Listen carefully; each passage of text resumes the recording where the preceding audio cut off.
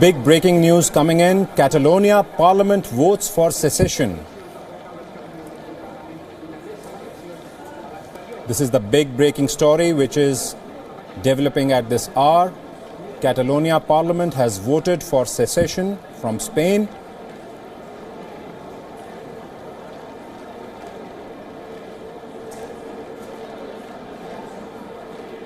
These are live visuals from Catalonia. The Catalonia crisis has escalated. The Catalonia Parliament has voted for secession.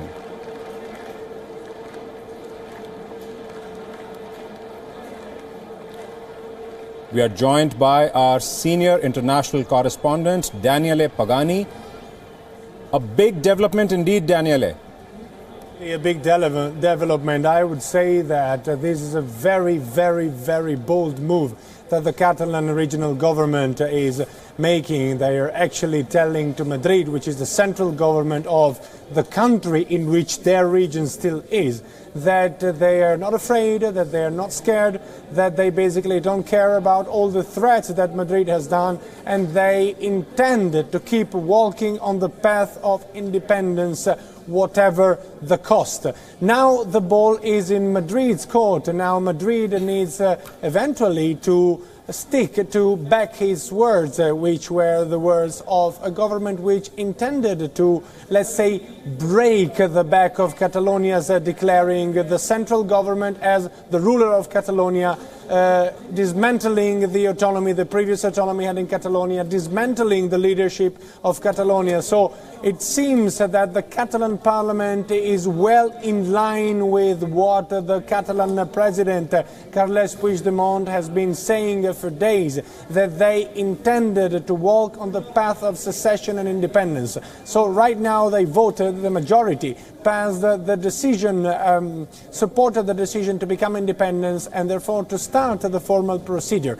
We will see now what will be Madrid's reaction. According to what Prime Minister Mariano Rajoy said, the reaction coming out of Madrid will be of taking in Madrid's hands the region of Catalonia. Right. How so? Time will tell, because this means that the Parliament of Catalonia needs to be overtaken by Madrid, and there is no other way than doing it through law enforcement agencies.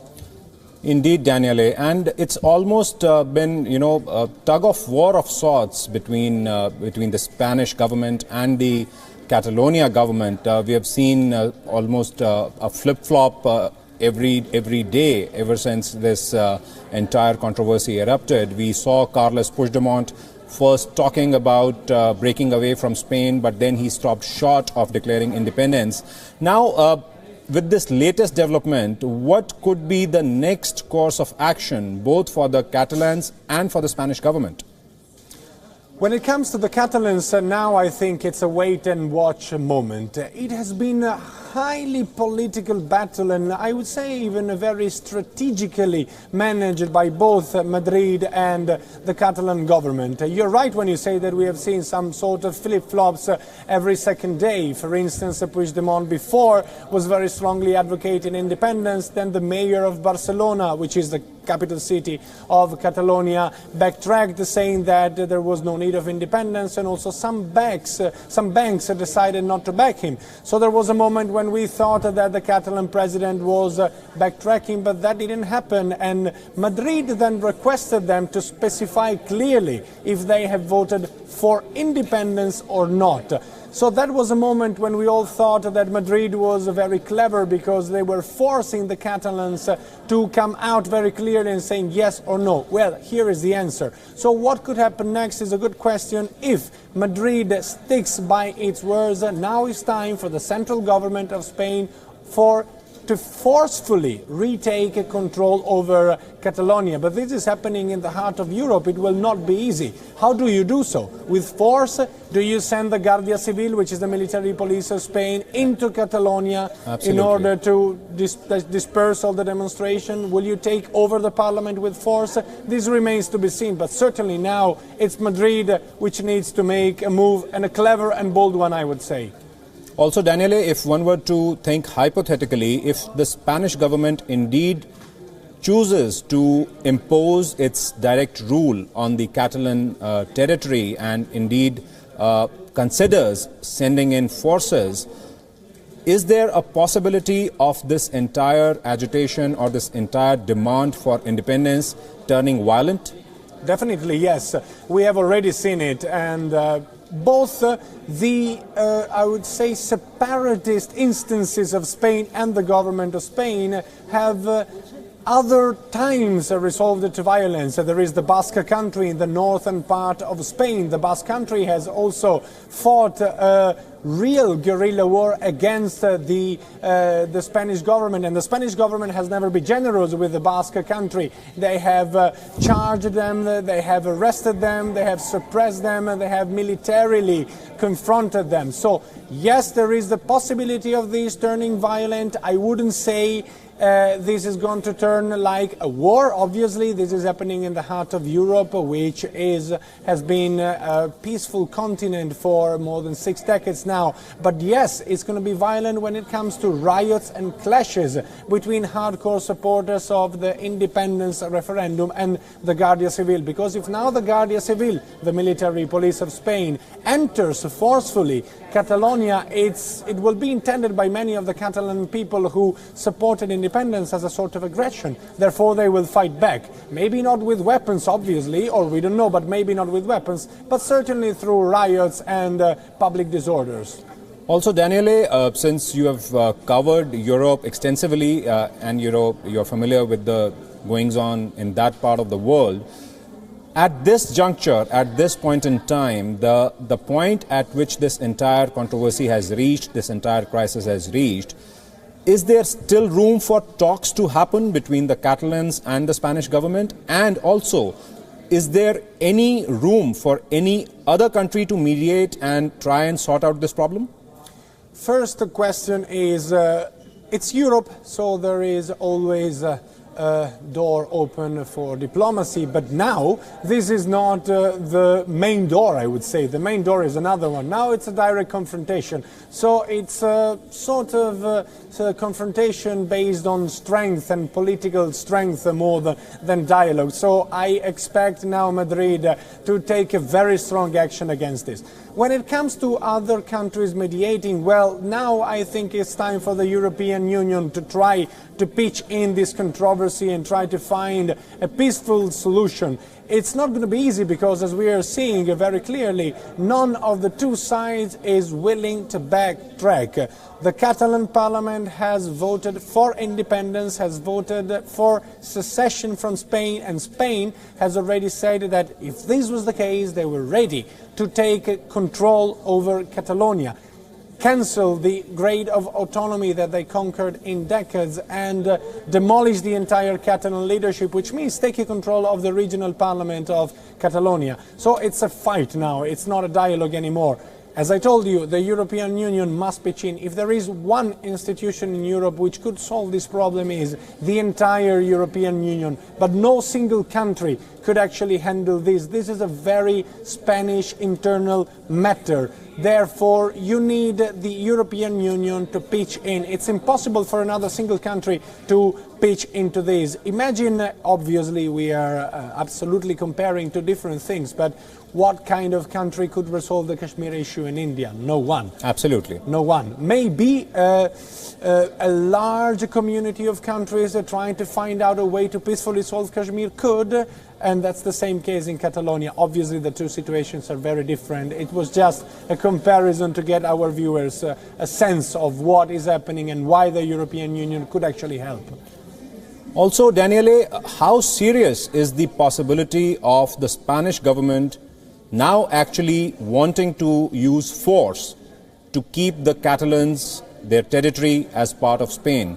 We discussed a while back that indeed is one of the options on the table, but is it a realistic option? Would they be risking something like that?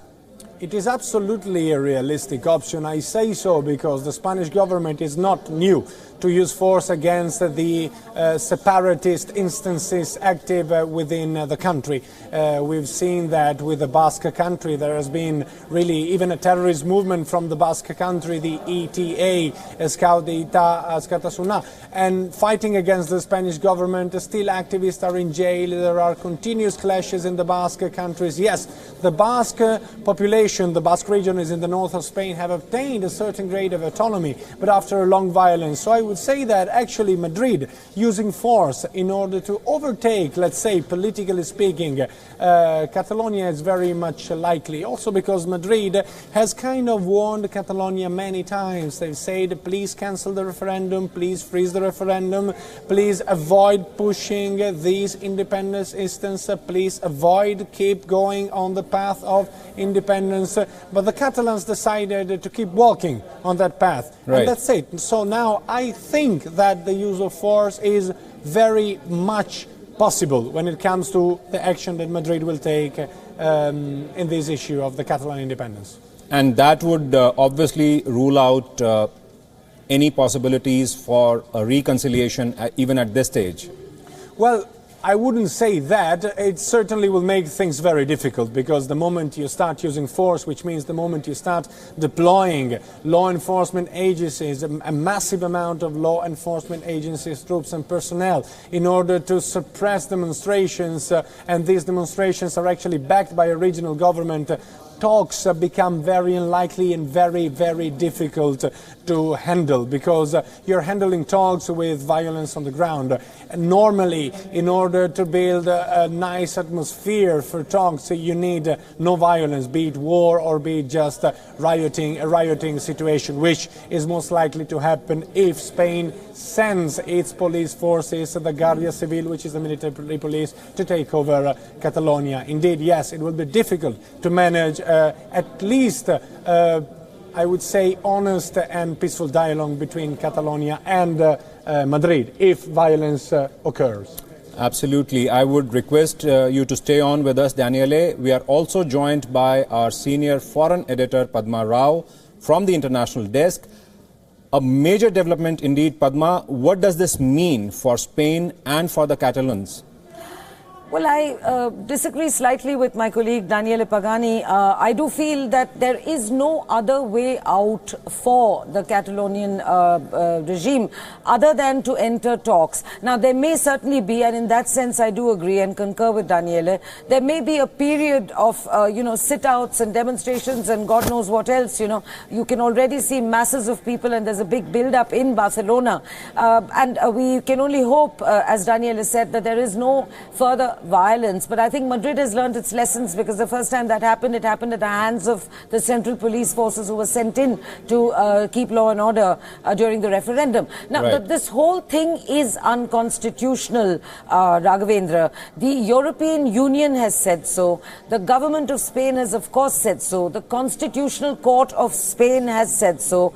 And the individual countries, France and Germany, have also said that as far as a call for independence in Catalonia is concerned, it will receive no support from the European Union, right. and it will also not be accepted as a separate member of the European Union. Absolutely. Now ask yourself how a landlocked country, no matter, assuming it becomes a country, no matter how rich, it's landlocked except for the Mediterranean side. Now, how is this country going to survive with surrounded by European Union nations without a full membership of the European Union and with absolutely no, relationship left, or at least whatever's left will be in shreds with the central government in Madrid. So I do think that we are going to, yes, certainly see a period of uncertainty, but then the uncertainty's been there for several weeks. And also what we should never forget is that at that referendum, there was a 41% participation only. And out of that 41%, 90% voted in favor of separatism. Now, where were the remaining Catalonian voters? Absolutely. They were at home. And then they did come out in in the later weeks out on the streets to demonstrate quietly to show that they were in support of remaining with Spain and with the European Union. So, you know, it's an interesting three-way situation here. On the one hand, you have Catalans themselves who want to remain part of Spain. You have Puigdemont and his supporters who are the separatists, and you have the government of Madrid.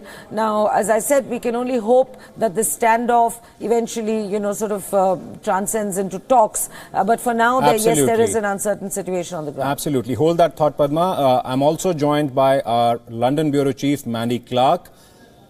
Mandy, a big day and a day of big developments as far as the Catalonia crisis is concerned. What's the ground situation and what are you picking up? Well, in many ways, it was felt that Puigdemont's time was limited anyway, that he was in all likelihood going to be let go. So it was seen by many as a final act of defiance. But whether that means, I would pick up what Padma has hinted upon, whether that means mass protests, it's going to lead to more talks. You know, there was great reaction, international reaction, when Spain did come quite heavy on that Catalonia vote with paramilitary and a lot of negative reaction around the world. So I very much doubt that they would be looking for more violence. But certainly it seemed like in many ways, I think the Catalan leadership felt that was their only kind of way. But it is not legal. It's not recognized by any of the neighbors or the Spanish government, and there's not a legal process. It's really very symbolic. Also, Mandy, given these latest developments, is there a feeling or a fear in Catalonia that Spain may indeed be tempted to use force to crush this so-called independence referendum and this entire movement? Is that a real fear right now? Well, it is. There's certainly a lot of uncertainty. There's no clear indication what will happen next. But, you know, it's not that all of Catalan did want to separate. There is a very large segment of the population that wants to remain part of Spain. So it's not just Catalan versus Spain. There is a third party, those who want to remain, who live in Catalan. So there is a lot of uncertainty on all sides on what's going to happen next. Of course, there's a fear that violence will be sparked again. But really, I think what most people are hoping for is lots of negotiation to have talks to find a way out of this situation. Indeed. Hold that thought, Mandy, and I'll urge you to stay on with us. Going back to Padma, how real is the possibility of Spain actually clamping down with force on Catalonia, Padma? Well, I think this time Madrid is likely to be careful because it was, hugely criticized for sending in the police and for the violence that occurred during in the days after the referendum and ahead of the referendum. But what is certainly going to, there are 2 points I'd like to point out, Raghavendra. You know, it almost seems to me, certainly Catalonia is the richest province of Spain, and it has contributed immensely to the coffers of Spain. But ask yourself why there was no such fierce call and such a large call for independence between the years of 95, 96 and 2006, 2007. That's nearly 30 years. I'll tell you why. I think I'll answer this question myself. It's because Spain was prosperous during those years. Spain was part of the European Union, and the European Union's fortunes were not down. It's only in 2006, 2007 that it's after the European crisis that Spain took such a beating that the Europeans, the Central European Bank and the powers like Germany had to bail the country out. And it is only after that, when Spain has been trying to recover from that recession, it's since then that suddenly the calls for independence, as opposed to greater autonomy, a few more powers here or there, all that was the case during those 30 years when they seemed perfectly content to remain within Spain. Absolutely. So I think this is like kicking your country when it's down and out. Spain is no longer as down and out as as it was in 2006, 2007. But the movement that started then gathered momentum and snowballed to a point of no return. Last point I'd like to make, over the past few days, you were asking about the uncertainty. I think Mr. Puigdemont runs the risk even today, and in fact his popularity even among his own ranks, as you saw today, a minister of his cabinet left, resigned, and there are moderates within within his cabinet who do not take such an extremist position, who don't want independence. And I think we're going to see a lot more of such departures in the coming days, and a loss of popularity to an extent of the otherwise very popular Mr. Carles Puigdemont. Thank you so much for those updates and perspective, Padma. I'll go back to my colleague Daniele Pagani one more time for his closing thoughts on the matter. Daniele, the entire world is watching, more so Europe. Can Spain actually risk a situation where it is seen or is being seen as an aggressor?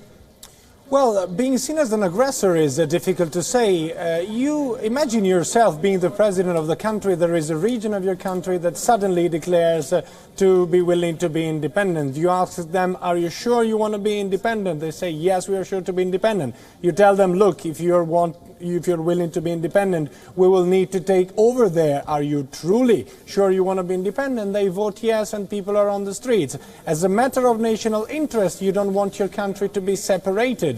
So I think it is very likely that Madrid, either politically or with the use of force, will try to overtake and to take control over Catalonia. It has been a very clever move from the Catalonian side to get the parliament to vote, because now again the ball is in Madrid courts. So they will be very careful. But as a matter of national interest, it's hard to say that they do not have the constitutional right, at least, to take over Catalonia. Hopefully they won't do it with force, but force is certainly on the table and not too unlikely to be used.